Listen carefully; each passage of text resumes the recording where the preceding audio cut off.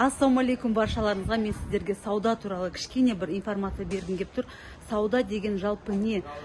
Саудада қандай жолдары бар? Саудада неше түрлі жолдары бар? Олар, то есть кейбіреулер общениені жақсы көреді, біреулер общениені жақсы көрмейді. Кейбіреулер соны үйренгісі келеді, біреулер түсіндіре алмайды. Оның барлық жолдары бар. Просто адам өзіне самое главное ниет қояды, то есть оған сол сауда керек па, оған сол сауда керек жоқ па, ол ақша керек па, өзіне ақша керек жоқ па деген шешім қабылдау керек. Именно ол направлениені өзі үшін не үшін алып жатыр.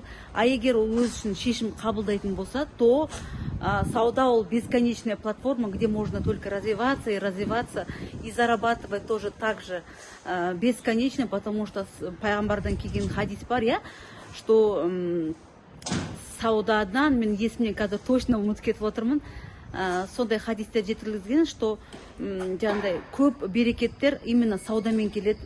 Сахабалардың көбісі саудамен айналысқан болатын да, и оларда Алла Тағала оларға берекет беріп қойды. Сол үшін да ол туралы талай айтатын боламын.